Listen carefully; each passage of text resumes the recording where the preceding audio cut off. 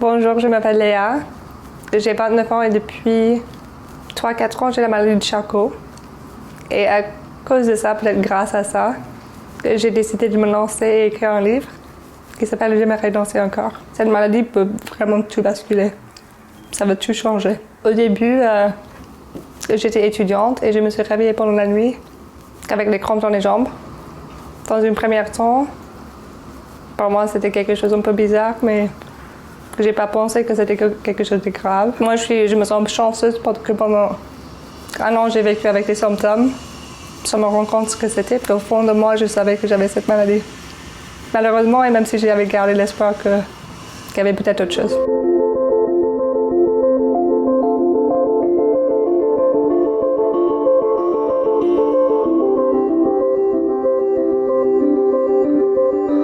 Quelque chose qui existe sur le portable, tout le monde voit avec un iPhone, c'est que j'ai cette commande vocale. Sur mon écran, tout est chiffré. Donc si je dis to, donc on utilise le portable peut-être un petit peu différemment, mais comme ça j'ai commande indépendance et je peux tout faire comme je veux. Donc c'est pas mal, c'est chouette.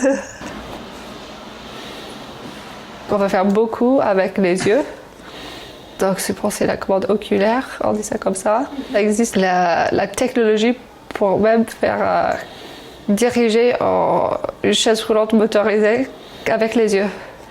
Donc, c'est hyper impressionnant que ça existe en fait. Et on peut imaginer à quel point ça peut redonner de l'indépendance. Il y a 4-5 ans, j'aurais jamais imaginé avoir eu l'occasion, la chance, même le besoin de faire des trucs pareils comme écrire un livre. J'ai créé une association qui s'appelle Her ALS Story, un groupe de jeunes femmes qui ont reçu ce diagnostic de la maladie de Charcot à 35 ans. D'en parler, c'est très important parce que c'est vrai, aujourd'hui, cette maladie, ça fait partie de mon identité. Mais c'est pas que ça. C'est soit j'essaie d'utiliser mon énergie pour parler, soit pour manger. Depuis que j'ai perdu mon appétit, en fait, je pouvais très bien pas manger toute la journée et pour moi c'est très bizarre parce qu'avant j'étais assez gourmande.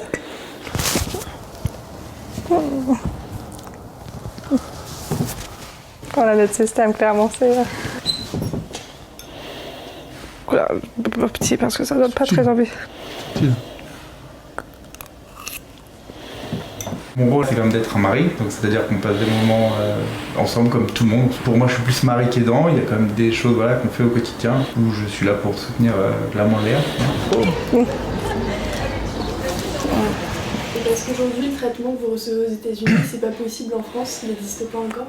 Malheureusement, non, il faut être là. C'est l'entreprise qui est dans l'État de Texas qui produit des cellules souches, donc c'est des cellules T régulatrices qui vient de Cordon ombilical. Ma connaissance est produite qu'au Texas et autorisée qu'à cet hôpital à Columbia, New York. Pour mon traitement, ça fait maintenant depuis juin 2020. Donc, je suis la patiente qui a reçu le plus de ces cellules T régulatrices au monde, je crois. Et c'est très difficile à dire si ça a bien fonctionné ou pas parce que je suis la seule patiente, en fait. Donc, il y a des données pour une personne.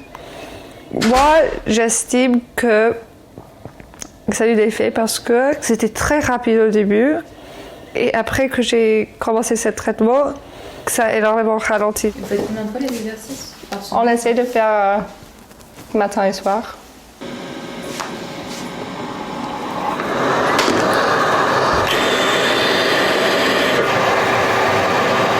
Déjà d'avoir les handicaps, c'est pas... Il y a plein de personnes qui habitent avec. Et il faut montrer que la vie peut continuer d'être très belle avec.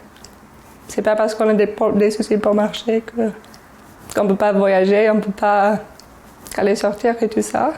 Et j'avais pas vraiment un but dans la vie avant. Et là, aujourd'hui, il faut que je me batte parce que j'ai envie d'avoir un grand avenir avec mon mari, avec mes amis, avec ma famille et il faut travailler pour que ça sera possible pour moi et pour les autres.